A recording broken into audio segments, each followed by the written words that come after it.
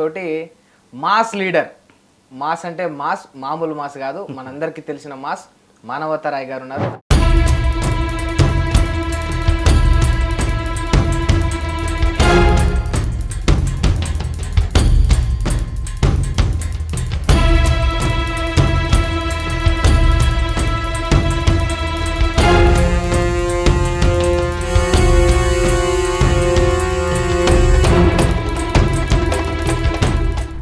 రాయిని గర్భాపసి పెట్టి పిలుచుకొని ఒక ఏది చైర్మన్ పదవితోటి జోలపాడదామనే యోచనలో కాంగ్రెస్ పార్టీ అధిష్టానం ఉందని తెలియదు. బీఆర్ఎస్లో కూడా కొట్లాడదాం అనుకున్నాం. ఏవైతే మళ్ళీ 5 ఏళ్ళు ప్రతిపక్షంలో ఉందాం, లేకుంటే మళ్ళా మా పోరాటాల ద్వారా అధికారంలో తీసుకొద్దాం అనే ప్రయత్నంలో ఉన్నాం. ఇందులోకి గర్వాపసి వచ్చింది. త్యాగం ఉన్నది, చెమట చుక్కలు ఉన్నది. త్యాగం ఉన్నది, చెమట చుక్కలు ఉన్నాయి కదా. నాంపల్లి కోర్టును అడుగు. నీ త్యాగం ఉన్నది, నీ చెమట చుక్కలు ఉన్నాయి కదా. నాంపల్లి కోర్టును అడగని నాకు స్పష్టంగా చెప్తావు కదా. అందరు అడిగే ప్రశ్న నేను కూడా అడుగుతున్నా, మళ్ళీ రిపీట్ చేస్తున్నా. కాంగ్రెస్ లో కుల వివక్షత ఉన్నదా లేదా?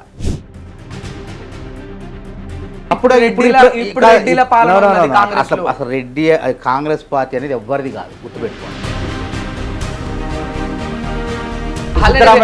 ఆల్రెడీ రేవంత్ రెడ్డి గారు డిక్లేర్ చేశారు మొన్న. 10 ఏళ్ళు ఉంటారు. ఏమన్నారు?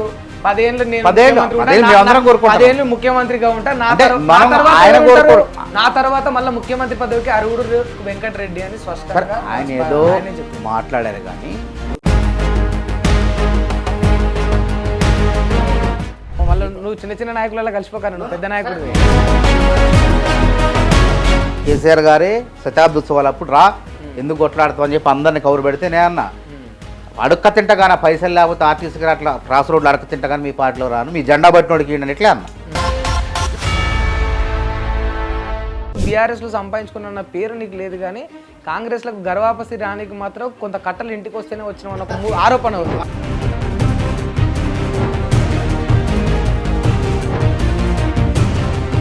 మందికి కనిపించింది మీకు గులాబీ కండో సూట్ కాదని, మరి కప్పుకుంటున్న మానవతారాయికి ఏర్పడలేదా? వెంటనే నీ పార్టీలో పో అని నన్ను అసలు వెంటబడ్డారు. అందులో వెంటబడిన తరిమి నువ్వు పోతావా పో, యూనివర్సిటీకి వాకింగ్కి వస్తారు ఆయన. నేను పొద్దున్న ఓల్డ్ హాస్టల్, మా హాస్టల్ ఆడ ఉంటుంది, ఆడ పోయి కూర్చొని అంత ఛాయ్ తాక్కుంటూ ఉండేది. నన్ను చూడటం వెళ్తే ఆయన కొంచెం అందరిని పిలుచుకో, వీడు కష్టం ఉంది, మానవత నువ్వు పో, నేను చెప్పిన రేవంత్కు చెప్పిన నువ్వు పో.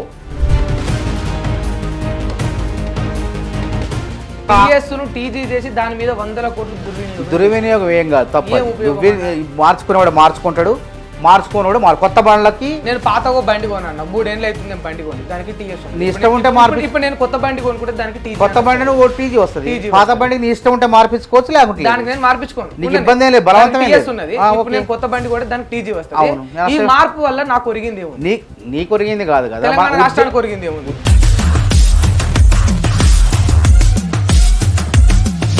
అసలు అంటే నిజంగా ఫోన్ ట్యాపింగ్ జరిగిందా, లేకపోతే మీరు రైతులకు విత్తనాలు అందుబాటులో చేయకుండా, రైతుల రుణమాఫీ చేయకుండా ఈ యొక్క టాపిక్ ను డైవర్ట్ చేయడానికి ఈ ఫోన్ ట్యాపింగ్ వ్యవహారం మేము గమనించిన మాలాంటి వాళ్ళే కూడా జరిగినాయి.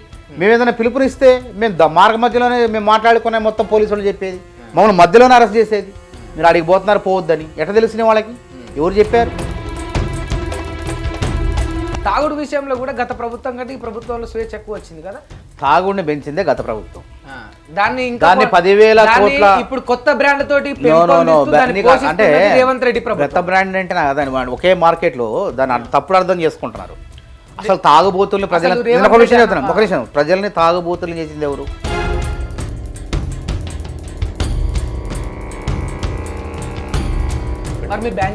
అరే అదే అంటున్నాం కదా, బెల్ట్ షాప్ ఎత్తేస్తున్నాం అని చెప్తున్నాం కదా. ఎక్కడికక్కడ చూడండి, మీరు చూడండి అన్న, ఒక్క బెల్ట్ షాప్ అయినా రైడ్ జరిగింది? బెల్ట్ షాపులు ఎత్తేసే క్రమంలోనే కార్యక్రమాలు జరుగుతున్నాయి.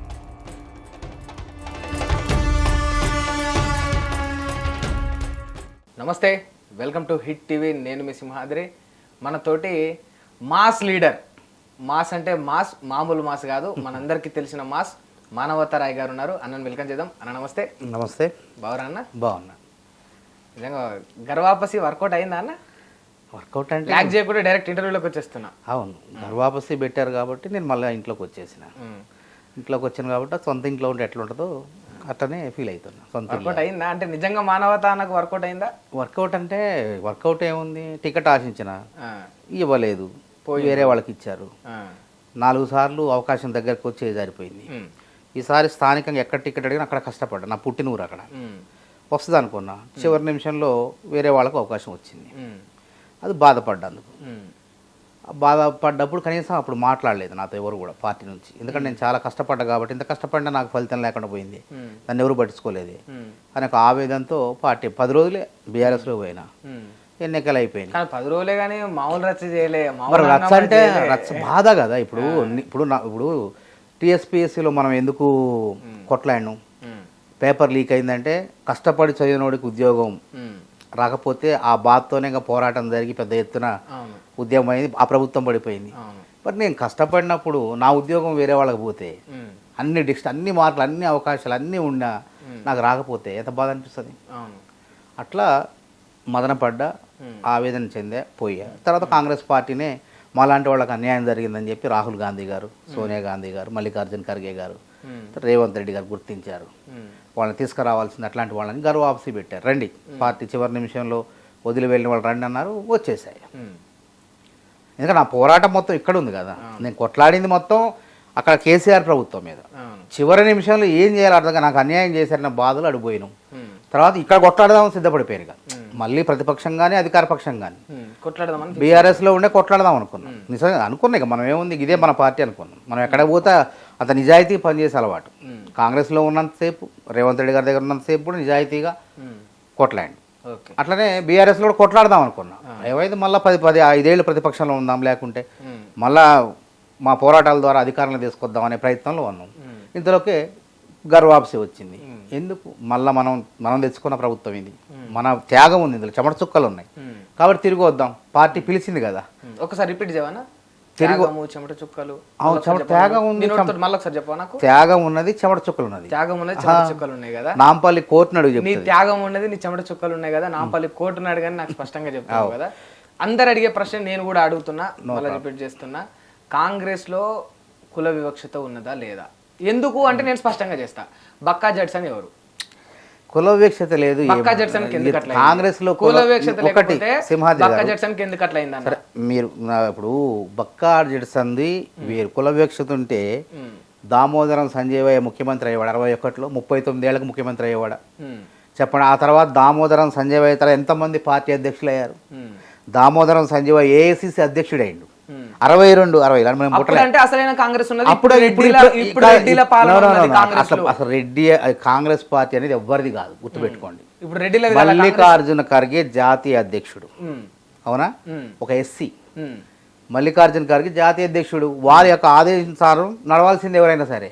ఆ పీఠం మీద ఎవరుంటే ఆ పార్టీ పరంగా ఉంటుంది తప్ప వ్యక్తుల పరంగా ఉండదు. రెడ్డి నడుపుతా అంటే ఏముండదు. అట్లా అంటే మరి జగన్మోహన్ రెడ్డి గారు ఎంతో ప్రయత్నం చేసిండు కాంగ్రెస్ పార్టీలోని ముఖ్యమంత్రిగా. అయిందా? అనుభవజ్ఞుడే రోషే అయ్యిండు. ఒక వైశ్యుడే అయ్యిండు. ఎవరైనా అయిందా వేరే పార్టీలు ఎక్కడైనా? చెప్పండి. ఒక కేజ్రీవాల్ అయ్యిండు, ఆడ వైశ్య ఆ సంబంధించినటువంటి వ్యక్తి. ఇక్కడ రోషయ్య గారు ఎప్పుడు కూడా ఆర్థిక మంత్రిగా ప్రభుత్వాలను కాపాడుతూ తన లెక్కల ద్వారా అట్లాంటి వ్యక్తికి అవకాశం వచ్చింది కాంగ్రెస్ పార్టీలోనే. సరే, ఆ గ్రౌండ్లో ఉంటే అవకాశాలు అవి తన్నుకుంటూ వస్తాయి. కాకపోతే మాలాంటి వాళ్ళు ఏంటంటే, అరే మేము జైల్లో పాలై కొట్లాడి నా భార్య ఉద్యోగం పోయి, అరే అవకాశం ఉంది ఆడ, నేను ఇస్తే గాల్లో అసలు మామూలు కాదు 50,000 మేరకు గెలిచేవాడు. ప్రాణం పోసిన అక్కడే నాకు తెలిసి 50,000 లక్ష కూడా పోద్ది. ప్రాణం పోసిన చచ్చి అసలు సత్తుపల్లిలో కాంగ్రెస్ పార్టీ లేదు. మీరు ఇప్పుడు అడగండి, బస్ స్టాండ్ సెంటర్ కానీ ఏ సెంటర్ పైన అడగండి, కాంగ్రెస్ బతికిచ్చింది ఎవరనంటే మానవతరాయని చెప్తారు. జెండా లేదు అసలు. బుక్ స్టాల్లో జెండా కొందామంటే సత్తుపల్లి ఒకప్పుడు ఉండేది. ఏది వెంగళరావు గారి హయాంలో, లేకపోతే జలగం ప్రసాద్, వెంకట్రావు గారు 2004 దగ్గర ఉండేది జెండాలు. కాంగ్రెస్ జెండా కొనుక్కొని కూడా లేదు. నేను సిరిసిల్లకి వెళ్ళి నేను 50,000 జెండాలు తెచ్చిన. 50,000 జెండాలు ఆర్డర్ తెచ్చి ఆ జెండాలతోనే రెపరెపలు ఆడిచ్చిన. అట్లా దాదాపు 1.5 సంవత్సరం కొట్లాను సత్తుపల్లి. సరే, నేను కష్టపడ్డా, వేరే వాళ్ళకి అవకాశం వచ్చింది. సరే, ఆ పరిస్థితుల్లో నా ఆపలేదు. సరే, సత్తుపల్లి విషయం వదిలేద్దాం అన్న. అక్కడ మీరు కష్టపడ్డారు, వేరే వాళ్ళు అంటే కుల వివక్ష అనేది ఉండదు. కాంగ్రెస్ పార్టీలో ఒక బీసీకి అవకాశం ఉంటుంది. బీసీ వ్యక్తి పీసీసీ కావచ్చు, ఒక మాల కావచ్చు, ఒక మాదిక్ కావచ్చు, ఏ కులముడైనా కావచ్చు. చిత్తరంజన్ దాస్ ఎవరండి? ఎంబీసీ ఆయన.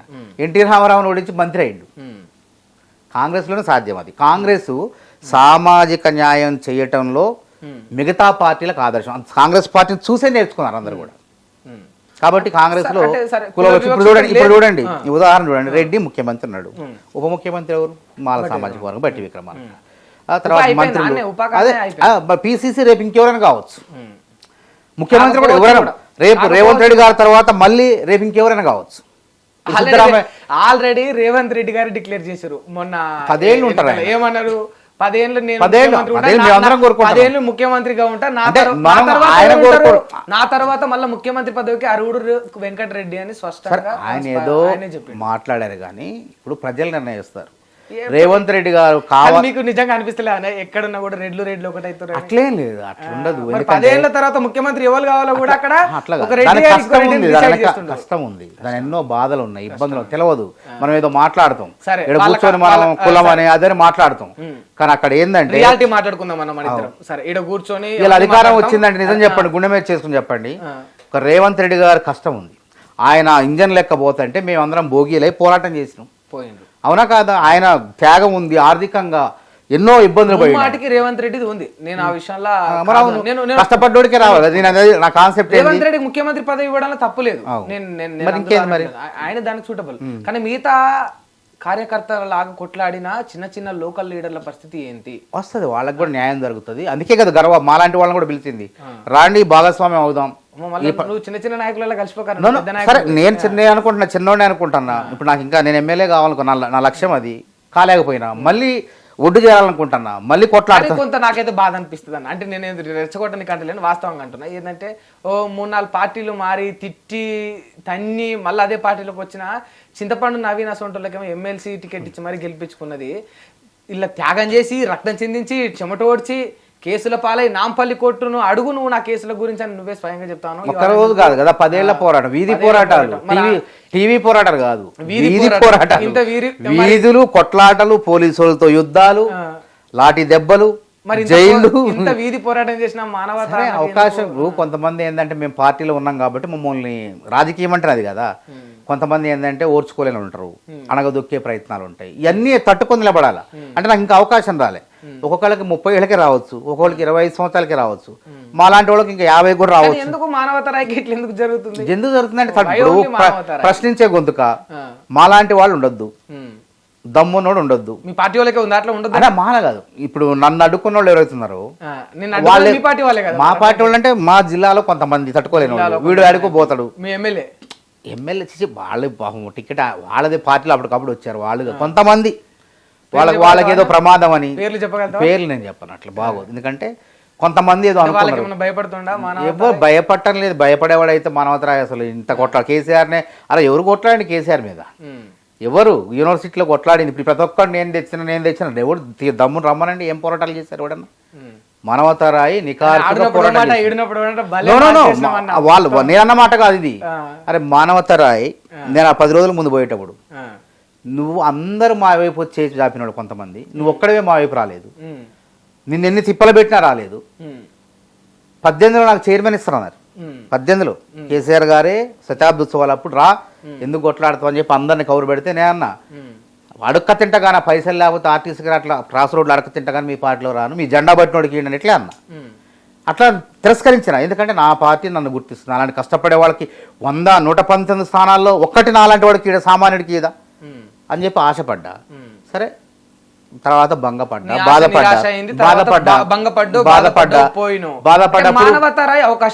అవకాశం ఏముంది? అవకాశవాది అయితే నేను ఇప్పుడు ఏం సంపాదించింది నేను చెప్పండి. ఇప్పుడు నేనేమన్నా టీఆర్ఎస్ పార్టీలో పదవులు అనుభవించి డబ్బులు సంపాదించుకొని ఇందులోకి వచ్చినా?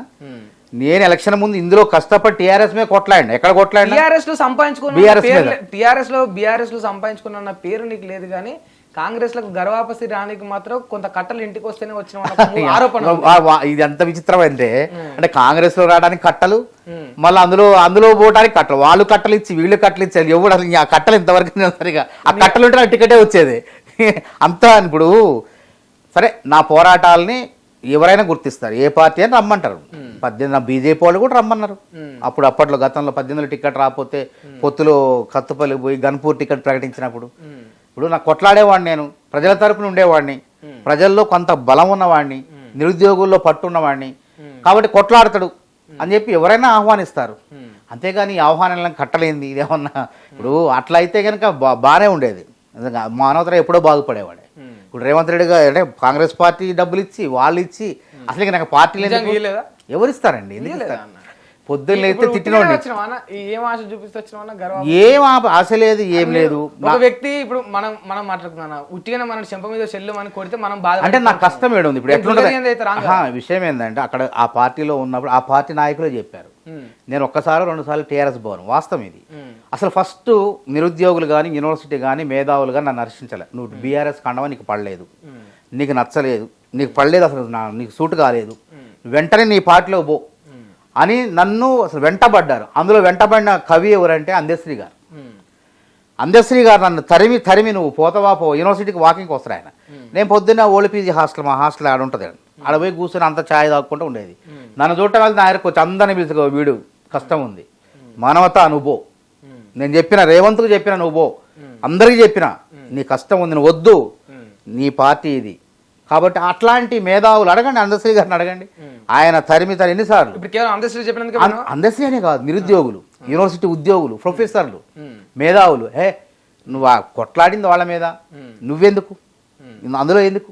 నీ కష్టం ఉంది, నీ శ్రమ ఉంది, నీ త్యాగం ఉంది, పో, నీకు ఏదో ఒకటి అవకాశం వస్తుంది భవిష్యత్తులో, ఇప్పుడు కాకపోయినా ఎప్పటికైనా వస్తుంది అని అందరూ చెప్పంగా ఆలోచించి నిర్ణయం తీసుకో. అదేవిధంగా బీఆర్ఎస్ ఆఫీసులో కూడా వాళ్ళు ఎవరో తెలియదు నాకు, ఒక్కసారి 2 సార్లు పోయినా. ఆఫీసులో పనిచేసేవాళ్ళు నన్ను గుర్తుపట్టి తర్వాత కరీంనగర్కి వెళ్ళి వచ్చిన వాళ్ళు, అన్న ఇక అయిపోయింది, నువ్వు అలిగినవు, మాకు అర్థమైపోయింది, నువ్వు వెళ్ళిపో, వద్దు, మేము బీఆర్ఎస్ వాళ్ళే, నువ్వు వద్దు. విలేకరులు, జర్నలిస్టుల దగ్గర నుంచి పెద్ద విలేకరులు వాళ్ళు చూసి, నువ్వు అక్కడ ఉండాల్సిన వాడు రేవంత్ పక్కన, ఇక్కడ ఎందుకే నువ్వు ఓ, ఆయన నీకు సానుకూలత నిన్ను ఎవ్వరు కాదనరు, పార్టీ కూడా అవకాశం ఇచ్చింది, వెళ్ళు, అవకాశం చేజార్చుకోకని చెప్పి విలేకరులు ఏంది, టీఆర్ఎస్ కార్యకర్తలు ఏంది, అందరు కూడా. ఎందుకంటే వాళ్ళు నా పోరాటం చూశారు, వాళ్ళందరూ కూడా నా గురించి బాధపడ్డారు. ఇంతమందికి కనిపించింది మీకు గులాబీ కండో సూట్ కాదంటే మనిషిని, దేవుడు కాదు, వాళ్ళు కూడా మనుషులే కాదు. నేను చెప్పేది నువ్వు ఎందుకు చెప్తానంటే, బాధ వచ్చినప్పుడు బాధపడాలి, ఏడుపు వచ్చినప్పుడు ఏడవాలి, భావోద్వేగం చెందాలి మనిషి అనేవాడు. చెందకుండా అట్టే కూర్చుంటా, అన్నీ ఉంటాయి. రాజకీయం అంటేనే కుళ్ళు, కుతంత్రం, కుట్ర ఉంటాయి, వాటి తట్టుకొని నిలబడాలి. అందుకే నాకు దెబ్బ తగిలింది 4 ఒక్కసారి కాదు. నేను ఎందుకు పోయిందంటే 2014లో నాకు టికెట్ రావాలి, అప్పుడు అడ్డుపడ్డారు, అన్యాయం చేశారు, అయినా మౌనంగా ఉన్నాయే మళ్ళీ నా పార్టీ అని చెప్పి మళ్ళా 2014లో పార్టీ ఓడిపోయినా గాంధీ భవన్ మెట్లెక్కి కాంగ్రెస్ పార్టీ అధికారం వస్తుంది, కొట్లాడదాం, భవిష్యత్ మందే అని చెప్పి వాదించిన వాడిని, టీవీలో డిబేట్లలో వాదించిన వాడిని. 18లో టికెట్ రావాలి, 18లో అసెంబ్లీ టికెట్ రాకపోతే గన్పూర్ ఇచ్చేవాళ్ళు. చివరి నిమిషంలో ఒక నాయకుడు వల్ల అది కూడా రాకుండా ఆగిపోయింది, చేజారిపోయి నేను బాధపడాలి. అప్పుడు వాళ్ళని బుజ్జగించారు, అప్పుడు ఇన్ఛార్జ్ కుంత్యా, రామచంద్ర కుంత్యా, సలీం మహమ్మద్, బోసురాజు, ఉత్తమ్ కుమార్ రెడ్డి ప్రెసిడెంట్. గడ్డం పట్టుకొని బతిలాడి నీకేం కావాలని ఖమ్మం జిల్లా అధ్యక్షుడు ఏమన్నా, పార్టీకి సేవా కార్యం సాబ్మే జిల్లా అధ్యక్ష పదవి దేదో అని ఇట్లా అన్నా. అనగానే వాళ్ళు ఆలోచన చేసి ప్రయత్నం చేస్తే అక్కడ చిన్నపిల్లగా వయసు తక్కువ ఉన్నది, బాగోదని చెప్పి జిల్లా వాళ్ళు అన్నారు, జిల్లా నాయకత్వం అంది, సార్ నీకు జనరల్ సెక్రటరీ ఇస్తాం, తీసుకోవాలి, సంతోషపడ్డా. కానీ ఈసారి అట్లా జరగలేదు నాకు. అట్లా ఒక్కసారి కాదు కదా, 14, 18 ఎమ్మెల్సీ, గ్రాడ్యుయేట్ ఎమ్మెల్సీ. పోయినసారి నేను గ్రాడ్యుయేట్ ఎమ్మెల్సీ అప్పుడు నాకు రావాలి, వాస్తవం గట్టిగా ప్రయత్నం చేసిన నాకు రానిలే. కొంతమంది అడ్డుపడ్డారు, అడ్డుపడ్డారు, అయినా బాధపడలేను. అప్పుడున్న ఇన్ఛార్జి మణికం ఠాకూర్, కర్ణాటక ఎంపీ, మన తమిళనాడు, మణికం ఠాకూర్ అంతకుముందు ఆయనే నాకు స్వయాన ఫోన్ చేసి, రేవంత్ రెడ్డి గారు పాదయాత్రకు నాకు టికెట్ రావట్లేదని అచ్చంపేట టు హైదరాబాద్ పాదయాత్రలో ఉన్నా. పొద్దున్నే వాట్సాప్ కాల్ చేసిండు, Manotharai don't worry, next time I'm here అని చెప్పి, నీకు ఇస్తా, నీకు ఆపర్చునిటీ అని చెప్పి ఆయన స్పష్టంగా నాకు ఆయన వాట్సాప్ కాల్ చేసి చెప్పిండు. సంతోషపడ్డా, అరే నన్ను గుర్తించేది. నేను అప్పటికి పార్టీలో చేరలేదు, అప్పటికి అనౌన్స్ అయింది, నేను అప్పటికి గర్వ ఆఫీసులో రాలేదు. అసలు నీకు రావాల్సిందే, సరే వస్తే బాగుండేదే, ఎందుకంటే ఉమ్మడి ఖమ్మం వరంగల్ అందరు గుర్తుపడతారు, నిరుద్యోగులంతా తెలంగాణ మొత్తం. సరే నాకు రాకపోయినా మల్లన్న గెలుపులో క్రియాశీలక పాత్ర పోషించాను. సంతోషంగా ఉన్నావా? ఎందుకంటే ఎందుకు సంతోషంగా లేను, ఇప్పుడు మనకి అవకాశం రాలేదు, అప్పటికి నేను పార్టీలో లేను, నీ కుర్చీలు ఇంకోళ్ళు కూర్చోరన్న బాధ అట్లేం లేదు. ఇప్పుడు టైం వచ్చినప్పుడు రోషయ్య గారు ఒక ఉదాహరణ చెప్తా, జీవితాంతం ఎమ్మెల్సీగా ఉన్నాడు, ఉండి మంత్రిగా ఉన్నాడు. ఏ ముఖ్యమంత్రి ఉన్నా ఆర్థిక మంత్రిగా ఉన్నాడు. ఆయన ముఖ్యమంత్రి అయితేనే ఆయన కూడా కలగనలే. అవకాశం వచ్చింది, లటక్కన ముఖ్యమంత్రి అయ్యాడు. కిరణ్ కుమార్ రెడ్డి మంత్రే కాలేదు. కాంగ్రెస్ పార్టీ సాధ్యం ఇవన్నీ, మంత్రే కాలేదు, చివరికి వచ్చి ముఖ్యమంత్రి అయ్యాడు. పొన్నం ప్రభాకర్ గారు కూడా పాపం ఎమ్మెల్యే టికెట్కు ఆశించినప్పుడు ఎంఎస్ సత్యనారాయణ గారు రాజకీయ కురువృద్ధుడు, రాజకీయాలు నేనే పోటీ చేస్తాడు. పొన్నం గారు కూడా అప్పుడు స్వతంత్ర అభ్యర్థిగా పోటీ చేసి సస్పెండ్ అయ్యారు. తర్వాత మళ్ళీ ఎంపీ అయ్యారు. తర్వాత ఇప్పుడు మంత్రి అయ్యారు. ఇప్పుడు మానవతరాయ్ కూడా పార్టీలో ఉండి తెలివి అంటే కొట్లాడే నైజం, పార్టీ పట్ల అంకిత భావం ఉంటే అవకాశాలు సోనియా గాంధీ, రాహుల్ గాంధీ గారు వాళ్ళే ఇస్తారు, అవకాశం ఇస్తారు. ఇప్పుడు అందుకే కదా గర్వాంశ పెట్టింది మాలాంటి వాళ్ళను. మళ్ళీ అన్యాయం జరిగింది వీళ్ళకి ఏదో రకంగా ఎప్పుడోకప్పుడు చేయాలని చెప్పి ఆలోచనతోనే కదా. కాబట్టి ఈ విధంగా వరుసగా నాకు 4 సార్లు ఎంపీ టికెట్, వరంగల్ ఎంపీ కూడా. అప్పుడు కూడా ఏముంది, మానవతరాయ్ మందకృష్ణ పోయినండు మా 18లో 19లో వచ్చేదే వరంగల్. ఎందుకంటే నాకు ఆడ ఉంది అత్తగారిది అక్కడే, అన్ని 2 సామాజిక వర్గాలు నాకు, మాలా మాదిగా 2 ఈక్వేషన్స్ ఉన్నాయి నాకు, భార్య మాదిగా మాల సామాజిక వర్గం అన్ని రకాలుగా ఉంది. పరిశీలించారు, చివరి మూమెంట్లో అది చేజారిపోయి అయినా బాధపడలే. మళ్ళా తేరుకొని ఫీనిక్స్ పక్షిలాగా మళ్ళీ ఎగురుదాం, మళ్ళా విజయం సాధిద్దాం, ఒడ్డు చేరదాం. ఒడ్డు పట్టుకుంటానా ఎవరో ఒకళ్ళు లాగేస్తానో మళ్ళీ నీళ్ళలో పోతాను, మళ్ళీ ఈ విధంగా ప్రయత్నం జరుగుతుంది. మరి ఈసారి అన్న ఒడ్డుకు చేరుతావా లేకపోతే చేరాలనే కదా. ఇప్పుడు ఒక బలంగా ఏమనిపిస్తుంది తెలుసా అన్న, మానవతారాయని గర్భాపసి పెట్టి పిలుచుకొని ఒక ఏది చైర్మన్ పదవితోటి జోలపాడదామనే యోచనలో కాంగ్రెస్ పార్టీ అధిష్టానం ఉందని తెలుస్తుంది. సరే ఏమిస్తారో వాళ్ళ ఇష్టం. నేను ఇప్పుడు ఎక్కడి ఎంపీ, ఎక్కడి ఎమ్మెల్యే, ఎక్కడి ఎమ్మెల్సీ, ఎక్కడి చైర్మన్, సరే మళ్ళీ ప్రారంభిస్తాను మొదటి నుంచి. ఇప్పుడు ఒక్కోసారి అవకాశాలు ఇప్పుడు ఉదాహరణ రాజకీయాలు ఇప్పుడు ఎట్లా ఉంటే తెలియదు. ఇప్పుడు వేం నరేందర్ రెడ్డి గారు ఉన్నాడు, ఆయన మరి ఏ స్థాయి ఇప్పుడు గౌరవ సలహాదారుడుగా ఆయన ఎమ్మెల్యేగా పోటీ చేసిండా, చేస్తే మరి మంత్రి అయ్యేవాడే.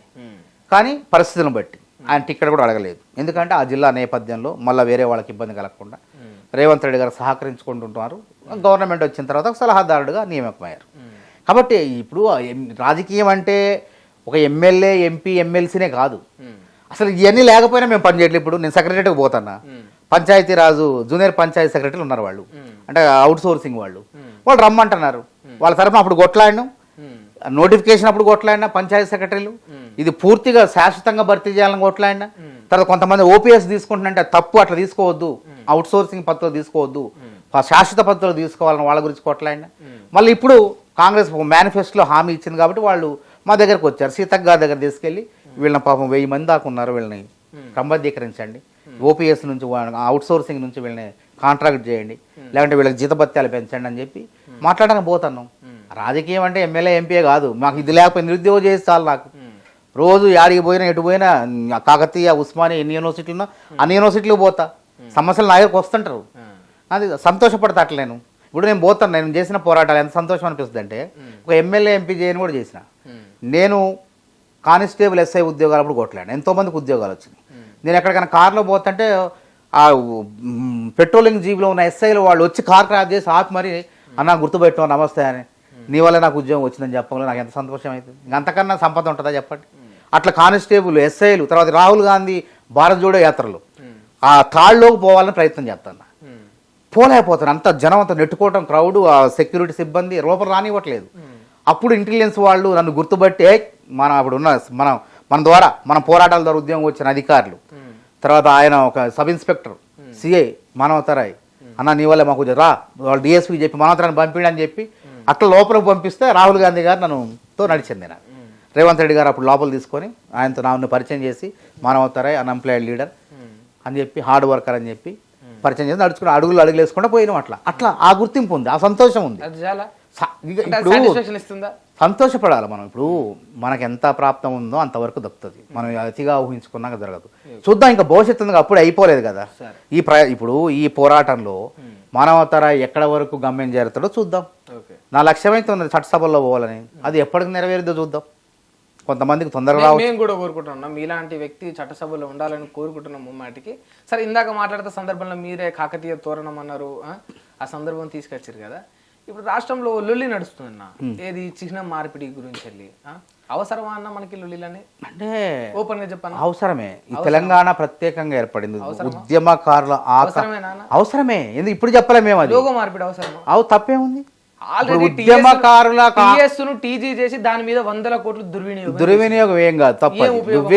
మార్చుకునేవాడు మార్చుకుంటాడు, మార్చుకోనోడు కొత్త బండ్లకి నేను పాత ఒక బండి కొన్నా 3 ఏళ్ళు అవుతుంది నేను బండి కొని దానికి టీఎస్ నీ ఇష్టం ఉంటే ఇప్పుడు నేను కొత్త బండి కొనుక్కుంటే దానికి టీజీ కొత్త బండిని ఓ టీజీ వస్తుంది పాత బండికి నీ ఇష్టం ఉంటే మార్పించుకోవచ్చు లేకుంటే దానికి నేను మార్పించుకోను నీకు ఇబ్బంది ఏం లేదు బలవంతమే టీఎస్ ఉన్నది ఇప్పుడు నేను కొత్త బండి కూడా దానికి టీజీ వస్తుంది ఈ మార్పు వల్ల నాకు ఒరిగింది ఏముంది నీకు ఒరిగింది కాదు కదా తెలంగాణ రాష్ట్రానికి ఒరిగింది ఏముంది ఉద్యమకారుల ఆకాంక్ష నెరవేరిందని సంతృప్తి పడాలి ఎవరు కొట్లాడి పేర్లో ఉన్నాను ఉద్యమకారుల నో నేను చెప్తాను ఉద్యమ నేపథ్యం చెప్తా ఆ రోజు ఉద్యమం జరిగేటప్పుడు ఏపీ తీసి మేము యూనివర్సిటీలో టీజీ అని మా బళ్ళకు పెట్టుకున్నాం స్టిక్కర్లు పెట్టుకున్నాం తెలంగాణ పెట్టుకున్నాం అయితే తెలంగాణ వచ్చిన తర్వాత కేసీఆర్ గారు టీజీగా దాన్ని మారుస్తారనుకున్నాం ఏపీ తీసేసి టీఎస్ పెట్టారు అప్పుడు కూడా మేము ప్రశ్నించినాం చూసుకోండి పాత వీడియోలు కానీ తప్పు ఉద్యమకారుల ఆకాంక్షలు నెరవేర్చండి మీరు అన్నారు మీ బండికి మీరు తెలంగాణ రాష్ట్రం ఏర్పడ్డాక కూడా టీజీ పెట్టుకున్నారు నేను అది చూసిన టీజీ పెట్టుకున్నా ఈ బండి టీజీ వల్ల మీరు అంటున్నారు కదా ఉద్యమకారులని అమరవీరులని వాళ్ళ ప్రస్తావన తీసుకో వాళ్ళకి ఏం ఉపయోగం చెప్పు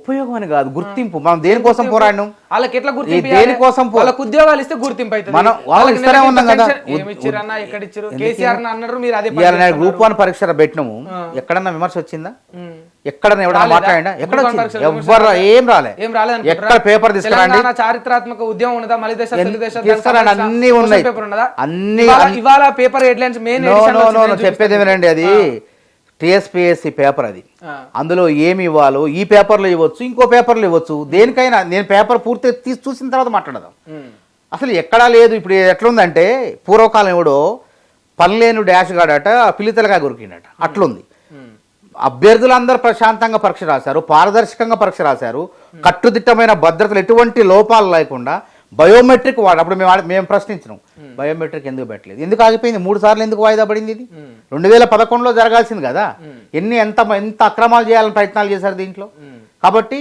ఒక పారదర్శకంగా పటిష్టంగా దృఢంగా భద్రంగా పరీక్ష పెట్టి నిరుద్యోగుల మనసు గెలుచుకున్నాడు రేవంత్ రెడ్డి 100% నిజం ఇది మాట్లాడండి పరీక్ష పేపర్ మీరు ఇప్పుడు ప్రశ్నాపత్రం తీసుకురండి నిన్న రాసిన అభ్యర్థులు నాతో చెప్పారు సంతోషపడ్డారు అన్న అంత కటువుగా లేదు సులువుగా లేదు అర్థవంతంగా ఉంది అన్ని అంశాలు ఇందులో సంబంధించిన ప్రశ్నలు ఉద్యమం ఇప్పుడు అది గ్రూప్ 1 ఉద్యమకారులకు తెలంగాణ మీరు చూసారా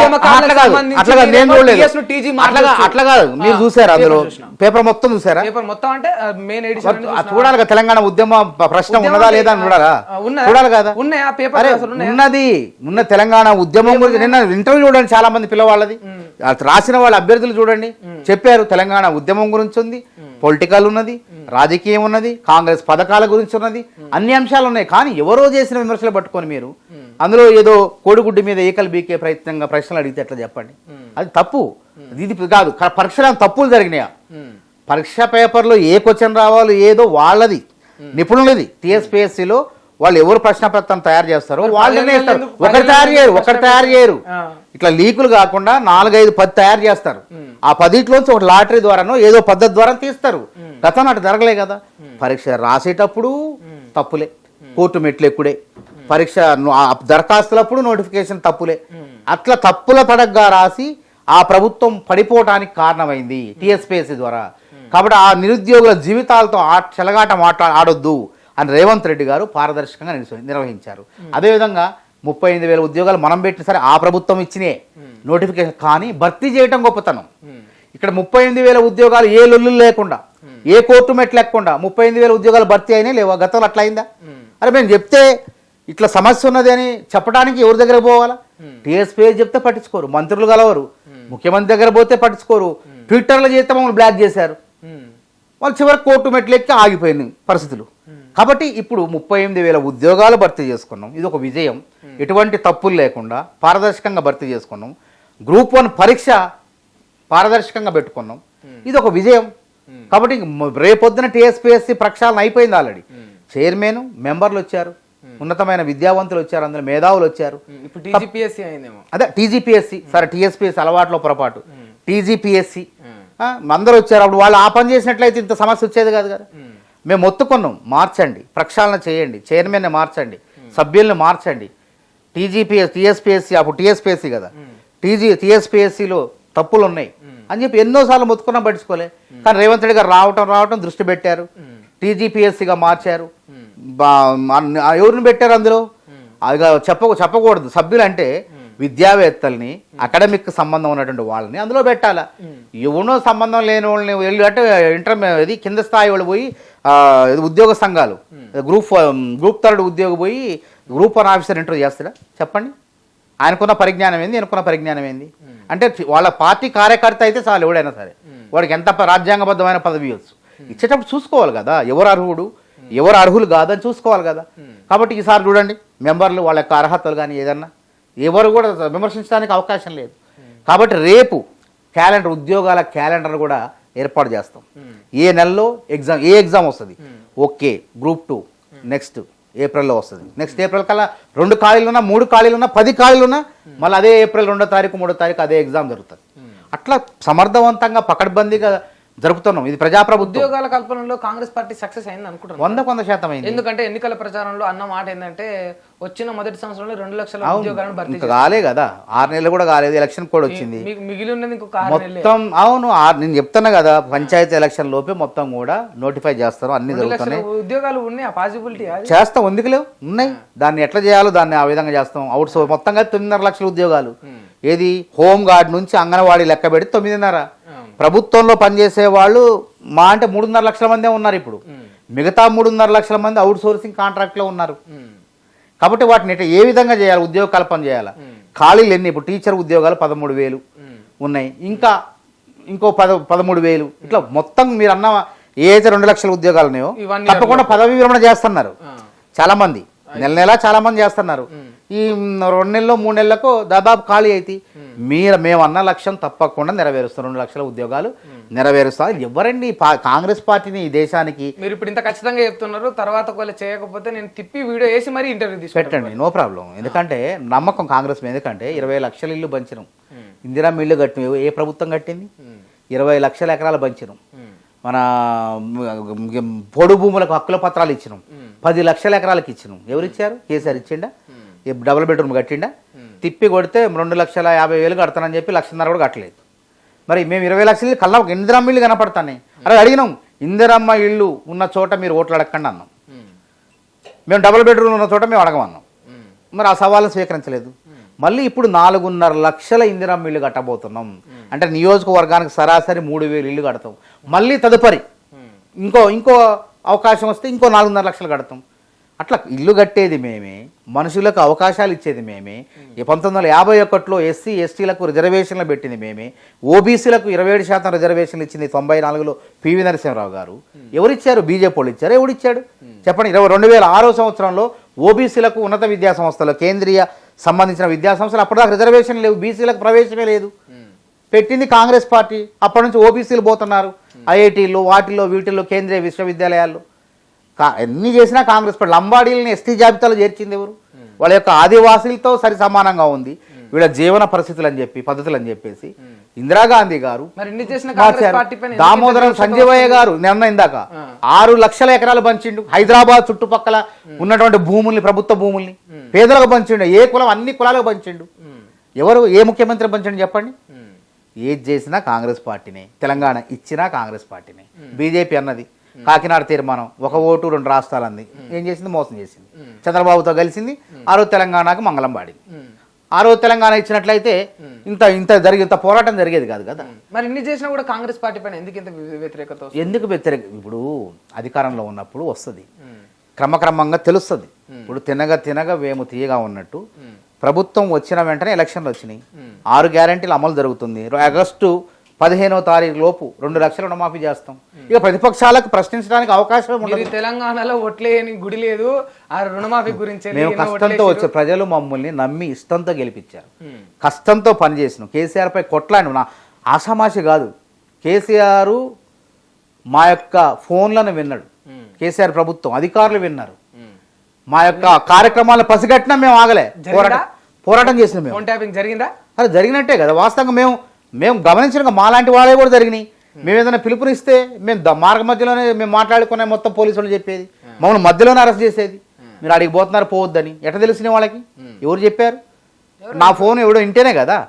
కాబట్టి ఇట్లాంటివి కూడా జరిగినాయి. మా ఉద్యమాలను నిలవరించడం కోసం మా ఫోన్లో కూడా వాళ్ళు విన్నారు. అసలు అంటే నిజంగా ఫోన్ ట్యాపింగ్ జరిగిందా, లేకపోతే మీరు రైతులకు విత్తనాలు అందుబాటులో చేయకుండా, రైతుల రుణమాఫీ చేయకుండా ఈ యొక్క టాపిక్ ను డైవర్ట్ చేయడానికి ఈ ఫోన్ ట్యాపింగ్ వ్యవహారం? రైతులకు విత్తనాలు ఇచ్చాం, పత్తి విత్తనాలు అందించాం, ఏ విత్తనాలు రెడీ అన్ని అందుబాటులో ఉన్నాయి. అందుబాటులో ఉన్నాయి. దాదాపు కోటి మంచి మేలి రకం. ఫోటోలు చూపిస్తే నేను చెప్పేది నమస్తే తెలంగాణ, గుమస్ తెలంగాణ వస్తాయి. కానీ నేను ఒక విషయం చెప్తానండి, పబ్లిక్ అది పత్తి విత్తనాల కొరత కోసం కాదు. 2 రకాల 3 రకాల విత్తనాలు ఉంటాయి, మేలు రకం పత్తి విత్తనాలు. ఆ ప్యాకెట్లు అవే కావాలని చెప్పి పట్టుబడితే ఉన్నాయి, మార్కెట్ దగ్గర ఉన్నాయి. మళ్ళీ వాటిని తెచ్చేసరికి వీళ్ళంతా అక్కడ గుమిగూడారు. కొంతమంది బీజేపీ నాయకులు, అందులో బీజేపీ కార్యకర్తలు ఏదో చేయాలి కదా, ఏదో ఒకటి రభస చేయాలి కదా, కాంగ్రెస్ పార్టీ మీద దుమ్మెత్తిపోయారు కాబట్టి ఆ ప్రయత్నం ఆదిలాబాద్లో చేశారు. అది వాస్తవం. 1,24 లక్షల ప్యాకెట్లు ఉన్నాయి. మనకు కావాల్సింది ఎంత? 60 లక్షలే అని నేను 55 లక్షలే. 55 లక్షల ప్యాకెట్లు 1,24 లక్షలు ఉన్నాయి మన దగ్గర. మనం ఏమనుకున్నాం, ఒక రైతులు ఎప్పుడు కూడా ఒకటే కోరుకుంటారు అనుకోం కదా. బరాబర్ తీసుకోండి, మీరు ఆర్టీఐ పెట్టండి, లేదంటే వ్యవసాయ మంత్రిని అడగండి. 1,24 లక్షల ప్యాకెట్లు, మనకు కావాల్సింది 55 లక్షలే. 55 లక్షల ఎకరాలకు కావాలా? 1,24 లక్షలు ఉన్నాయి పత్తి విత్తనాలు. ఇంకెక్కడ తరుగు వచ్చింది? కాకపోతే ఒకేసారి వచ్చి మాకు అదే కావాలని చెప్పి రైతులంతా ఆ రకమైన విత్తనాలని, ఆ కంపెనీకి సంబంధించిన విత్తనాలని కోరుకోవడంతో ఆ విధంగా క్యూలో నిలబడాల్సి వచ్చింది. ఆగని మేము ఇస్తాం, లేవంటలే, కొరత లేదు, ఉంది, మేము తెచ్చిందా కోపి పెట్టండి వాళ్ళు అట్లా క్యూలో అవి పెట్టుకుని. ఎందుకు జరగలే? 10 ఏళ్ళలో మస్తు జరిగిన పేపర్లు ఎవడు మాట్లాడిండు అసలు? 10 ఏళ్ళు ఎవడు చూపించిండ్రా? నువ్వేమన్నా యూట్యూబ్లు చూపించినాయా, లేక కొన్ని యూట్యూబ్లే పేపర్లు చూపించినాయా? భావప్రకటన స్వేచ్ఛ ఉంది, ఎవ్వరూ చూపించలేదు. ఆంధ్రజ్యోతిలో కూడా ఎక్కడో ఒకసారి వాళ్ళని కూడా బెదిరింపులు కదా. వచ్చిన కొత్తలో ఆంధ్రజ్యోతిని బ్యాన్ చేశారా లేదా చెప్పండి? తెలంగాణలో టీవీనే రాకుండా చేశారు, టీవీ 9ని కొనుక్కున్నారు. ఎంత దౌర్జన్యం జరిగింది, ఎంత విధ్వంసం జరిగింది. మాలాంటి వాళ్ళు మేము మాట్లాడినాం, మాపై మా నెత్తి మీద లాఠీ పడ్డా మేము మాట్లాడినాం, కొట్టండి అన్నాం. మమ్మల్ని హింసించినా మమ్మల్ని మేము ప్రశ్నించినాం, పోరాటం చేసినాం. అందరూ భయపడినారు కదా. మొత్తం వ్యవస్థ మొత్తం నా చెప్పు చేతల్లో ఉంది. వ్యాపారులు ఆనందంగా లేరు, ఏ వ్యవస్థలో ప్రభుత్వ ఉద్యోగులు ఆనందంగా లేరు, నిరుద్యోగులు లేరు. అంతా కూడా ఎప్పటికప్పుడు ఏం జరిగిద్దో, ఏ కేసులు తప్పుడు కేసులు జైలుకు పోవాల్సి వస్తుందని చెప్పి భయభ్రాంతులు ఉన్నాయి. ఇవాళ ఎవరైనా అవుతున్నాయి సెక్రటరేట్లో విహరిస్తారు, ఒక్కొక్కరు తిరుగుతున్నారు మాదని చెప్పి, ఏ పని అంటే ఆ పని, మాకు ఈ సమస్య ఉందని పోతున్నారు. నిజంగా అంటే గతంలో సెక్రటరేట్లో తిరిగే స్వేచ్ఛ తెలంగాణ ప్రజలకు లేదు. కానీ ఆ స్వేచ్ఛ ఒక సెక్రటరేట్లోనే కాదు, తాగుడు విషయంలో కూడా గత ప్రభుత్వం కంటే ఈ ప్రభుత్వంలో స్వేచ్ఛ ఎక్కువ వచ్చింది కదా. తాగుడిని పెంచిందే గత ప్రభుత్వం. దాన్ని 10,000 కోట్ల ఇప్పుడు కొత్త బ్రాండ్ తోటి అంటే రేవంత్ రెడ్డి కొత్త బ్రాండ్ అంటే దాని ఒకే మార్కెట్ లో దాన్ని తప్పుడు అర్థం చేసుకుంటున్నారు. అసలు తాగుబోతుల్ని ప్రజల్ని తాగుబోతులు చేసింది ఎవరు? 10,000 కోట్ల ఉన్న ఆదాయాన్ని 30,000 కోట్ల దిశపోయింది ఎవరు? బెల్ట్ షాపులు తయారు చేసింది ఎవరు చెప్పండి? అరే అదే అంటున్నాం కదా, బెల్ట్ షాపులు ఎత్తేస్తున్నాం అని చెప్తున్నాం కదా. ఎక్కడికక్కడ చూడండి, మీరు చూడండి అన్న, ఒక్క బెల్ట్ షాప్ అయినా రైడ్ జరిగింది? బెల్ట్ షాపులు ఎత్తేసే క్రమంలోనే కార్యక్రమాలు జరుగుతున్నాయి. మీరు చూడండి, ఎంత తొందర ఎందుకు పడతారు? ప్రశాంతంగా చూడండి. అసలు ఈ లిక్కర్ వ్యవస్థను తయారు చేసిందే వాళ్ళు. లిక్కర్ ఢిల్లీ వరకు తీసుకుపోయింది, ఇక్కడ చాలని చెప్పి ఢిల్లీ తీసుకుపోయింది ఎవరు? ఇప్పుడు బీర్లు అంటే సరే, మనం తాగుడు గురించి మాట్లాడుకోవాల్సిన చర్చ కాదు ఇది. సరే సందర్భం, ఎందుకంటే ఆదాయం రాష్ట్ర ప్రభుత్వానికి ఎక్సైజ్ ద్వారా ఆదాయం వస్తుంది, స్టాంప్స్ అండ్ రిజిస్ట్రేషన్ ద్వారా వస్తుంది, తర్వాత జిఎస్టీ ద్వారా వస్తుంది. ఈ విధంగా 4 రకాల ఆదాయం 1,30,000 కోట్లు వస్తుంది. వీటిలోనే ఈ 4-5 శాఖల ద్వారానే వస్తుంది ఎక్కువ ఆదాయం. ఇందులో ఎక్సైజ్ ఆదాయం వచ్చేటప్పుడు ఒక బీర్లు ఉన్నది, ఇవి నాకౌటో లేకుంటే బడ్వైజర్ ఏ ఉన్నాయి, వాడు ఒక్కడే బ్లాక్లో పెట్టుకొని బ్లాక్లో అమ్మితే మరి ప్రజలు ఇబ్బంది పడతారు కదా. మరి మన సోదరులు ట్యాక్స్ కట్టే సోదరులు ఇబ్బంది పడతారు కదా, ట్యాక్స్ పేయర్స్ బాధపడతారు కదా. వాడు లాభాల ఒక ధర ప్రభుత్వం నిర్ణయించిన ధరకు అమ్మకుండా బ్లాక్ చేసి లేదని చెప్పేసి కొరత సృష్టించి ఇబ్బందులు పెట్టినప్పుడు ఏం చేయాలి? మార్కెట్లో ఆహ్వానిస్తారు, ఎవరైనా రండి అంటారు. అంతేగాని క్వాలిటీ విషయంలో కానీ నాణ్యత విషయంలో కానీ ఏ తేడా ఉండదు. ఎవరైతే వినియోగదారులనో వాళ్ళ నుంచి రావాలి వ్యతిరేకత. అసలు రాష్ట్రంలోని ప్రజలను తాగుడుకు బానిస చేస్తున్నారని చెప్పేసి రేవంత్ రెడ్డి గారు చాలా క్లియర్ గా అన్నారు. మరి తాగుడుకు బానిస చేస్తున్నారు వాళ్ళకి ఇబ్బడముబ్బడుగా పర్మిషన్లు ఇచ్చి అర్ధరాత్రి తెల్లార్లు బార్లు ఓపెన్ చేసుకోమని. ఇప్పుడు ఏ టైం క్లోజ్ అవుతున్నాయి? 12-1 గంటకు దాని మీద ఒక నిర్ణయం ఓపిక పట్టిన అంటున్నారు. ఇప్పుడు మేము రాంగలోనే 100 రోజుల్లో రాంగలోనే ఎలక్షన్లు వచ్చినాయి. నిన్ననే 6వ తారీఖు ఎలక్షన్ కూడిపోయింది. ఇంకా మేము చేసే సంస్కరణలు తినబోతు రుచి ఎందుకు? చూడండి, వెయిట్ చేయండి. మేము అప్పుడు తప్పు చేసినప్పుడు మళ్ళీ పిలిచి నన్ను ఇదే ఇంటర్వ్యూలో గడిగేసాడు. బిర్యానీ పేరుతోటి బీర్లను కూడా రిలీజ్ చేస్తున్నారు, అదేనా మీరు చూపించే రుచి? బిర్యానీ బీర్లు అనేది ఏంటంటే గుత్తాధిపత్యం వద్దు, ఒక సంస్థనే కాదు, వాళ్ళ వల్ల ప్రభుత్వ ఆదాయం నష్టపోతుంది. కాబట్టి మార్కెట్లో వేరే వాళ్ళని తీసుకొచ్చాం అనుకోండి, పోటీ పెడితే పోటీతత్వం ఉంటేనే కదా మీకైనా నాకైనా కానీ తాగుడని కాదు, వాడు ప్రభుత్వ ఆదాయాన్ని గండి కొడతాడు కదా, ఉన్నా కానీ కొరత లేకపోయినా కొరత సృష్టిస్తాడు కంపెనీలు. అప్పుడు ఏం చేయాలి? మనం వేరే వాళ్ళని ఆహ్వానిస్తాం. మనం ఏదో మన సొంత కంపెనీలు కాదు కదా, అది ప్రభుత్వం గతంలో పనిచేసినటువంటి అనుభవం ఉన్నటువంటి కంపెనీలు రెండని ఆహ్వానిస్తే వాళ్ళు చూసుకుంటారు. వినియోగదారు ఎవరైతే తీసుకుంటారో మద్యం ప్రియులు ఉన్నారో వాళ్ళు స్వీకరిస్తారు దాన్ని, మనం కాదుగా తేల్చేది అది. మీరు చేస్తేనేమో మద్యం ప్రియులు, వాళ్ళ హయాంలో నడిస్తేనేమో తాగుబోతులను చేస్తున్నట్టు. అట్లా కాదు, తాగుబోతులకు వాళ్ళలాగా మేము మద్యాన్ని ఢిల్లీకి అక్కడ పోయి కుంభకోణాలు చేయలేదు, మేము ఢిల్లీ స్కాములు చేయలేదు ఢిల్లీకి పోయి. అదేవిధంగా బెల్ట్ షాపులు ఇష్టం వచ్చినట్టు చేయలేదు. ప్రజలందరినీ తాగుబోతులు మాదక ద్రవ్యాల్లో ముంచివేసి మత్తులో ఉంచాలని చెప్పి మేము అనుకోలేదు. రేవంత్ రెడ్డి గారు మొదటి నుంచి దానిపై పోరాటం చేస్తూనే ఉన్నాడు. అర్థమైందిగా. నా కర్ణాటక ప్రభుత్వం హేమ లాంటి వాళ్ళని కూడా లోపలేసింది కదా డ్రగ్స్ విషయం అందరిని. అదే ఇక్కడ కూడా అంతే, గంజాయి కానీ ఏది కానీ ఉండదు. నెక్స్ట్ మా దృష్టి కూడా ఇదే, ఈ కొద్ది బీరు కంపెనీలే గుత్తాధిపత్యం, వాళ్ళు బ్లాక్ చేసేసి ప్రభుత్వ ఆదాయానికి గండి కొడుతున్నారు. కాబట్టి ఆదాయాన్ని ప్రభుత్వ ఆదాయం గండి పడకుండా ఇట్లా పోటీ తీసుకొస్తున్నారు అనుకోవాలి మనం. దాన్ని ఎందుకు తాగుబోతులు అనుకోవాలి మనం? మనం తాగమంటున్నావా? ఇష్టం ఉంటే తాగుతుడు. అది కూడా బీర్ అనేది ఇప్పుడు బీర్ అనేది ఇప్పుడు కేసీఆర్ గారు కొత్త రకం లిక్కర్ చీప్ లిక్కర్ తీసుకురాబోయారు. అప్పుడు నేను పెద్ద ఎత్తున పోరాటం చేసిన. మీరు చూడండి యూట్యూబ్లో ఉంటాయి, అవి మొత్తం బాటిల్స్ పెట్టి అవన్నీ విచిత్రంగా వినూత్నంగా పోరాటం చేసినాం మేము.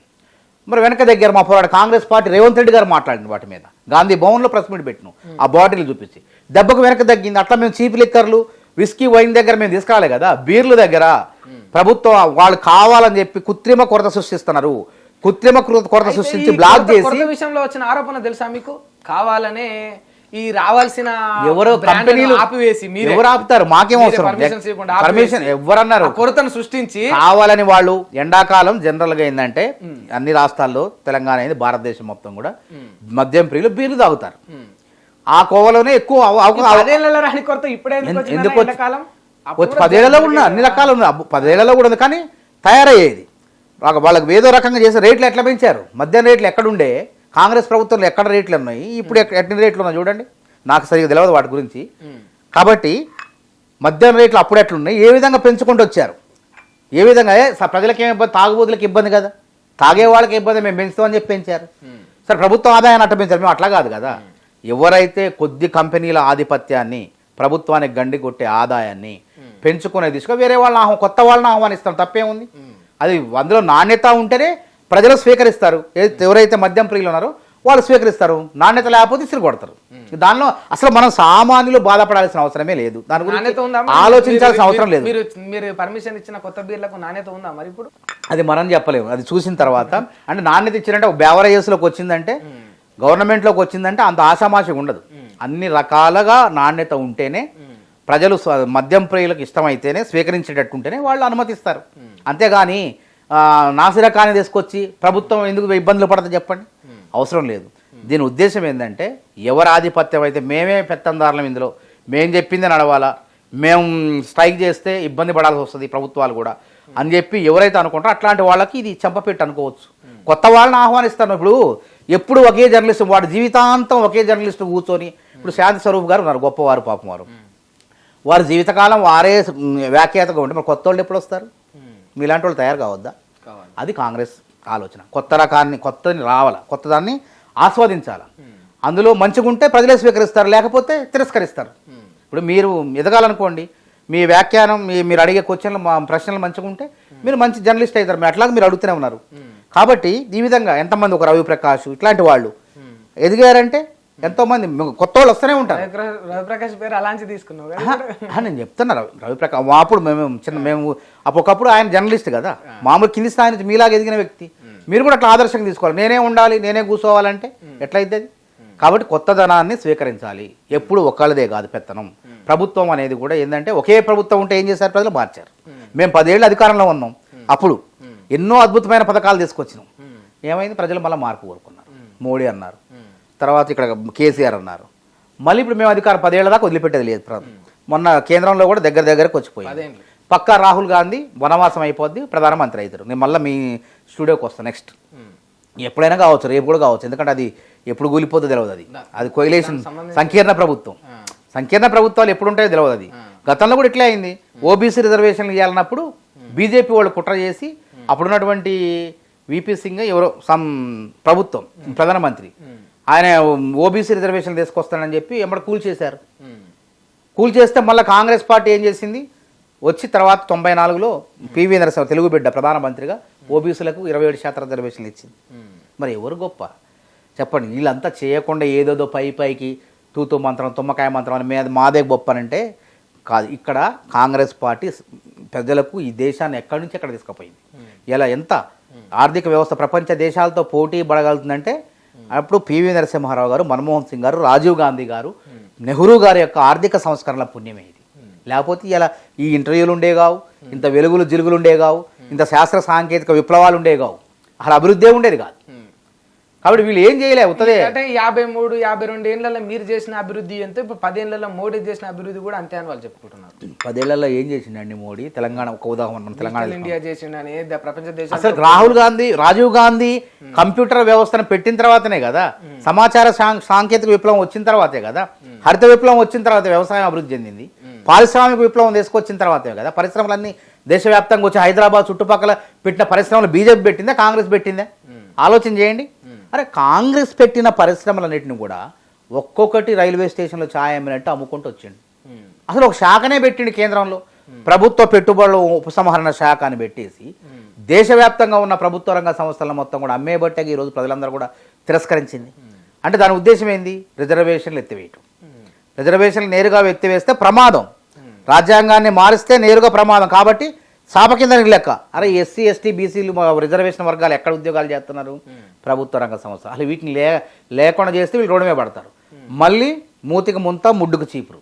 గతంలో ఏదో బానిసత్వం ఉంది కదా, అడిగి తీసుకుపోవాలి అనే కుట్రలు వాళ్ళు పన్నారు. అందుకే 400 అన్నారు, 240 ఆగిపోయారు. రేపు ఆ 240 కూడా రావు, 100 కూడా వస్తాయి రావు రేపు మళ్ళీ. ఎందుకంటే జనాలకు అర్థమైపోయింది నేను చేసింది ఏం లేదు. కాంగ్రెస్ పార్టీ రుణమాఫీ చేసినాడు దేశవ్యాప్తంగా, సోనియా గాంధీ గారు 70,000 కోట్లు. నువ్వేం చేసినావు? కార్పొరేట్ శక్తులకు 13 లక్షల కోట్లు. అందరు విదేశాల్లో, దొంగలందరూ బ్యాంకులు దోచుకున్న దొంగలందరూ కూడా విదేశాల్లో ఉన్నారు. కొంతమంది వాళ్ళ పార్టీలో ఉన్నారు. ఇక్కడ ఈ పార్టీలో దొంగతనం చేసి ఆడిపోయి పునీతులు అయ్యారు చాలామంది. ఇక వాళ్ళ పేర్లు చెప్పాలంటే మనం వాళ్ళ ఎంపీలకు కొనసాగుతున్నారు. చెప్పండి, ఎవరు దేశ సంపదను సృష్టించేది ఎవరు? పరిశ్రమలు పెట్టింది ఎవరు? ఎవరు చేశారు ఈ దేశానికి? పునాదులు ఎవరు వేశారు? అభివృద్ధి ఎవరు చేశారు? మేము చేసిన దానికి రంగులేసి ఇది మా ఘనత అని అంటే ఎట్లా? అందుకే ప్రజల మార్పు దగ్గరగా వచ్చింది. ఆ కూటమితో ప్రభుత్వం ఏర్పడింది. లేకపోతే ఇంకా రేపు రాహుల్ గాంధీ తప్పకుండా ప్రధానమంత్రి అవుతారు, ప్రతిపక్ష నాయకుడు కూడా అవుతాడు. మనందరం కూడా యువ నాయకుడిని అభినందించాలా, ప్రోత్సహించాలా. అట్లాంటి నాయకత్వంలోనే రేపు దేశం ఇంకొంచెం రాజీవ్ గాంధీ హయాం కన్నా మిన్నగా అభివృద్ధి చెందుతుంది. అన్ని విషయాలు బాగానే చెప్తున్నారన్న. అంటే మీరు ఎట్లయితే ఎన్డీఏ ప్రభుత్వం కూలిపోతుందో పడిపోతుందో అని అంటున్నారో, మరి మీ కాంగ్రెస్ పార్టీ పైన కూడా అదే విమర్శలు వచ్చినాయి గతంలో. మరి మీ పార్టీ కూలిపోయే ప్రమాదం లేదు, మాకు బాధ లేదు. పటిష్టమైన ప్రభుత్వం, దృఢమైన ప్రభుత్వం. ఇప్పుడు ఉన్న 64 ఒక సంఖ్య పెరిగింది. కంటోన్మెంట్లో కూడా ప్రజలు టీఆర్ఎస్ని తిరస్కరించారు. అక్కడ సిట్టింగ్ అభ్యర్థి చనిపోయినా సానుభూతి లేకుండా కాంగ్రెస్కి పట్టం కట్టారు. అక్కడ అంటే కాంగ్రెస్ మీద నమ్మకంతో పట్టం కట్టారు. కాబట్టి 64, 65 అయినాయి. కొంతమంది బీఆర్ఎస్ నాయకులు ఆ పార్టీ పతనం అవుతుందని చెప్పి చాలామంది కూడా కొంతమంది వచ్చేసారు ఆల్రెడీ. కడియం శ్రీహర్ గారులా మన వస్తుంటే ఎవరు వద్దన్నారు కదా, మేము ఎందుకు పిలుస్తాం? వాళ్ళు కాంగ్రెస్ పార్టీ అధికారంలో ఉన్నది, అభివృద్ధి చెందుతుంది, వాళ్ళ నియోజకవర్గాన్ని అభివృద్ధి చేసుకోవాలా, ప్రతిపక్షంలో ఉంటే ఇబ్బందులు అయితే అని చెప్పేసి వాళ్ళు ఆలోచనతో వచ్చారు. అట్లనే అట్లాంటి వాళ్ళు ఇప్పుడు 60-70 దగ్గరకు వచ్చింది. తెల్లం వెంకట్రావు భద్రాచలం 65, 66, 67, 68. ఇంకా కొంతమంది వస్తానని చెప్పి దరఖాస్తులు పెడుతున్నారు చాలామంది. కాంగ్రెస్ అధిష్టానం నిర్ణయం తీసుకుంటుంది, ఆలోచిస్తుంది ప్రజాస్వామ్యబద్ధంగా ఎట్లా అనేది ఆలోచన చేస్తుంది. ఆ బీఆర్ఎస్ లాగా వెంటనే రాయండి అని చెప్పి చీల్చి కుట్రలు చేసేది కాదు కదా. ఒక జాతీయ పార్టీలు కాబట్టి ఒక పద్ధతి ఉంటుంది, ఒక ప్రామాణికంగా ఏది చేసినా సరే ప్రామాణికంగా ఉంటుంది. ప్రజలు హర్షించే విధంగా, ప్రజల్ని మెప్పించే విధంగా, ప్రజలు సానుకూలించే విధంగా ఉంటుంది. తప్పకుండా రేపు చిహ్నంలో కానివ్వండి, జాతీయ గీతాన్ని 10 ఏళ్ళు మనం అసలు మర్చే ఉనికే లేదు. ఒక అందశ్రీ లాంటి వ్యక్తిని గౌరవించుకున్నాం మనం. అదేవిధంగా జాతీయ చిహ్నం, రాష్ట్ర చిహ్నంలో కూడా మార్పులు అంటే అందరూ ఊహించినట్టు ఏముండవు. రేవంత్ రెడ్డి గారు స్పష్టంగా చెప్పారు, అసెంబ్లీలో ప్రజాస్వామ్య తప్పు, అది ప్రచారం. అసెంబ్లీ సాక్షిగా ప్రతిపక్ష నాయకులందరినీ సంప్రదించి అందరూ ఆమోదించిన తర్వాతే రాష్ట్ర చిహ్నం రూపొందుతుందని చెప్పిండు. అంత ప్రజాస్వామికంగా మాట్లాడే నాయకుడు ఎవరుండా? ఆ కేసీఆర్ గారి హయాంలో ఎవరైనా ప్రతిపక్షాలను గౌరవించారా? ఏదైనా నిర్ణయం తీసుకుంటే ఎవరన్నా అడిగారు? అసలు ఆ సెక్రటరియట్లోనే అయిపోద్ది, క్యాబినెట్లోనే అయిపోద్ది. కానీ ఇక్కడ సాంప్రదాయం అన్ని పార్టీలను పిలుస్తున్నారు. ఏది తీసుకున్నా సరే రాష్ట్ర గీతం రాయేటప్పుడు కవుల్ని, కళాకారుల్ని, తెలంగాణ ఉద్యమకారులను సంప్రదించి వచ్చినటువంటి నమూనాలను పరిశీలించి ఏది అద్భుతంగా ఉంటే దాన్ని 2.5 నిమిషాలు, 13.5 నిమిషాలు. అదేవిధంగా రాష్ట్ర శివనాలను కూడా తెలంగాణ వ్యాప్తంగా 500 మంది కళాకారులు తయారు చేసి పంపించారు. వాటిని వడపోసి రేపు అసెంబ్లీ సమావేశాల్లో ఏది అమరవీరుల ఆశయాలకు దగ్గరగా, అనుగుణంగా, ఆకాంక్షలకు అనుగుణంగా అనే ఉంటాయో అవే రాష్ట్ర చిహ్నంగా రూపొందుతుంది అధికారికంగా. తప్పేముంది అందులో? మనం ఏది కోరుకున్నామో దాన్ని అక్కడ చిహ్నాన్ని చిహ్నంలో చూపిస్తాను. అదే కదా తెలంగాణ కొట్లాట, అది కదా తెలంగాణ ఉద్యమకారులను గౌరవించుకోబోతున్నాం. 250 గజాలు తర్వాత గత ప్రభుత్వం ఏమైనా ఇచ్చిందా? ఇవ్వలేదు. గుర్తింపు పత్రాలు ఇవ్వబోతున్నాం వాళ్ళకి. ఇవన్నీ కూడా తప్పకుండా అవుతుంది. రేవంత్ రెడ్డి గారు చాలా మంది అయ్యే కావాలని చిల్లరగాళ్ళు, వాళ్ళు నిత్య అసంతృప్తివాదులు, వాళ్ళు ఎప్పుడు వాళ్ళ రాజకీయ నాకు తెలుసు వాళ్ళ చరిత్ర ఏందో. ఇక వాళ్ళ గురించి నేను మాట్లాడితే వాళ్ళు పెద్దోళ్ళు అయిపోతారు. వాళ్ళు ఎప్పుడు కూడా కుదురుగుండరు. ఎప్పుడు కూడా వాళ్ళు ఇప్పుడు ఇందులో ఏదో కావాలని ఆశపడుతున్నారు. ఆశపడే కూడా అడుక్కోవాలి, పోయి ప్రయత్నం చేసుకోవాలి. అంతేగాని నిత్యం ఇప్పుడు నీకు ఏది సంతృప్తి, నువ్వు పార్టీయే పెట్టుకుంటావు. కొంతమంది పార్టీయే పెట్టుకున్నారు. పార్టీ పెట్టుకున్న వాళ్ళు ఈ ఏడుపులు ఎందుకు? ప్రజల్లో పోవచ్చు కదా. పార్టీ పెట్టుకున్న చిన్నప్పుడే నేను యూనివర్సిటీకి వచ్చినప్పుడే పార్టీ పెట్టారు కొంతమంది. పార్టీ పెట్టినోడు ఈ పార్టీకి కనీసం 10 మందిని 20 మంది ఎమ్మెల్యేలు తయారు చేసుకోవాలి. అట్లాంటి చేతగాని దద్దమ్మలు, ఎప్పుడు కూడా నిత్య అసంతృప్తివాదులు, వాళ్ళు ఎప్పుడు కూడా ఇదే కథ వాళ్ళది. కేసీఆర్ ఉన్నా ఇదే, రేవంత్ రెడ్డి ఉన్నా ఇది, ఇంకెవడున్నా ఇదే కథ వాళ్ళది. ఎవడు కూడా దగ్గర రాని వాళ్ళని. సరే అన్న, ఇంటర్వ్యూ క్లోజ్ చేసే ముందు నేను షార్ట్ ఆన్సర్ చెప్పండి నాకు. నేను కొందరు వ్యక్తుల పేర్లు చెప్తా, కొన్ని విషయాలను కూడా చెప్తా, అవును కాదు చెప్పండి. మానవతారాయ్ కాంగ్రెస్ పార్టీలో నష్టపోయిండు. Yes sir? నష్టపోయినా. మానవతారాయ్ బీఆర్ఎస్ పార్టీ వల్ల లాభపడ్డాడు. ఏం లాభపడ్డాం? నష్టపోబట్టే కదా. అందులో పోయా ఇందులో ఉన్నా, అందులో పోయి నష్టపోయినా 10 రోజులు. భవిష్యత్తులో కాంగ్రెస్ పార్టీ మానవతారాయిని వాడుకోవడానికే మళ్ళీ గర్వాపసి వాడుకు. నా పార్టీ ఇది, నన్ను వాడుకోవటం ఏంది? 23 ఏళ్ళు అందులో పుట్టిన దగ్గర నుంచి ఉన్నాను, చిన్నప్పటి నుంచి ఉన్నా. నిక్కర్లు వేసుకున్నారు, కాంగ్రెస్ జెండా పెట్టిన. నా పార్టీ నా ఇంట్లోకి నేను వచ్చిన. నన్ను ఎవరు వాడుకునేది ఉండదు. నేను పార్టీకి నేను ఉపయోగపడతా అంతే. రేవంత్ రెడ్డి, చంద్రబాబు ఇద్దరు కలిసి 2 రాష్ట్రాలను దోసుకుంటారు. భవిష్యత్తులో దోచుకోరు, అభివృద్ధి చేస్తారు. రాహుల్ గాంధీ గారు ఎప్పుడు కూడా ప్రధాని కాలేరు. చూసుకో, మళ్ళీ వనవాసంలో ఉన్నాడు రాహుల్ గాంధీ. అరణ్యవాసం, వనవాసం తర్వాత జరిగేది పట్టాభిషేకం. రాముడు కూడా అంతే, అరణ్యవాసం తర్వాత పట్టాభిషిక్తుడైంది. అట్నే రాహుల్ గాంధీ కూడా 42 సీట్లు, 52 సీట్లు, 42 అప్పుడు ఉన్నాడు, 52 అప్పుడు ఉన్నాడు. పార్లమెంట్లో కొట్లాడిండు, భారత్ జోడో అన్నాడు, ప్రజల్లో ఉన్నాడు. రేపు పార్లమెంట్లో ప్రధానిగా, రేపు రాష్ట్రపతి దగ్గర కూడా రేపు ప్రధానమంత్రిగా ప్రమాణ స్వీకారం చేస్తాడు. భావి భారత ప్రధాని అనే మాట ఎవరికి వస్తుంది? ఇక్కడ ఎవరిని అంత స్థాయి ఎవరికి అనరు. రాహుల్ అనే రేపు prime minister, future prime minister, hope of the nation అని చెప్పి అంటారు. కాబట్టి తప్పకుండా ప్రధానమంత్రి అవుతాడు. మళ్ళీ నేను వస్తా, ఇప్పుడు కాదు. ఒకవేళ మధ్యలో అయినా ఆశ్చర్యం లేదు. వీళ్ళు కొట్లాడుకుని అటు ఇటు ఎన్ని 30-40 స్థానాలు ఉంటే మళ్ళీ మా పార్టీ మా కూటమికే, ఇండియా కూటమికి అధికారం. మధ్యలో జరగవచ్చు, లేకుంటే రేపు జరిగే 29 ఎలక్షన్లో ఎప్పుడైనా కానీ రాహుల్ గాంధీ తప్పకుండా ఈసారి ప్రధానమంత్రి. కేసీఆర్ పుంజుకుంటే మళ్ళీ కాంగ్రెస్ పార్టీ కూలబడుతుంది. కేసీఆర్ ఇప్పట్లో పుంజుకునే పరిస్థితి లేదు. కేసీఆర్ పట్ల ప్రజల్లో నమ్మకం లేదు. ఫస్ట్ వాళ్ళ మీద అవినీతి మరకలు ఉన్నాయి. ఆ మరకలు కడుక్కోవాలంటే 10 ఏళ్ళు టైం పడుతుంది. 10 ఏళ్ళు టైం పట్టింది. ఈ 10 ఏళ్ళు ప్రశాంతంగా ప్రజాప్రభుత్వం, కాంగ్రెస్ ప్రభుత్వం, రేవంత్ రెడ్డి గారి నాయకత్వంలో అధికారంలో ఉంటుంది.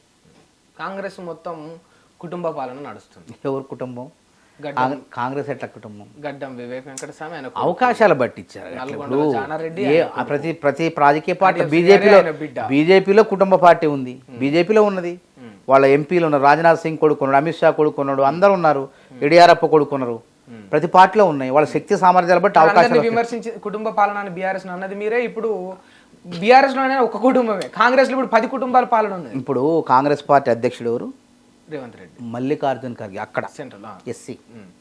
ఇక కుటుంబం, ఆయన కుటుంబం ఏడ ఉంది. ఇక్కడ అధ్యక్షుడు రేవంత్ రెడ్డి కుటుంబం ఏడ ఉంది. ఎవరో ఎందుకంటే పద్మావతి రెడ్డి గారు, ఉత్తమ్ కుమార్ రెడ్డి గారు వాళ్ళు ఎప్పటి నుంచో ఉన్నారు రాజకీయాల్లో, ప్రజాసేవలో ఉన్నారు. అట్లాంటి వాళ్ళకి అవకాశం ఇచ్చారు. కానీ డైరెక్ట్గా అట్లాంటి ఏం కాదు కదా. ఇప్పుడు వివేక్ వాళ్ళ తాత వెంకటస్వామి గారు ఈ పార్టీ కోసం పునాదులు, ఎంతో కష్టపడింది ఆయన. అట్లా అవకాశం, ప్రజల్లో అవకాశం, బలం ఉన్న వాళ్ళకి అవకాశం ఇచ్చారు తప్ప దాన్ని కుటుంబం అంటే ప్రజలు గెలిపిస్తున్నారు. మనం ఏం చేస్తాం? ప్రజలు గెలిపిస్తున్నప్పుడు ఇవన్నీ కూడా మాట్లాడుకోవటం అనవసరం, దండగా. ఓకే అన్న, థ్యాంక్ యూ అన్న, థ్యాంక్ యూ.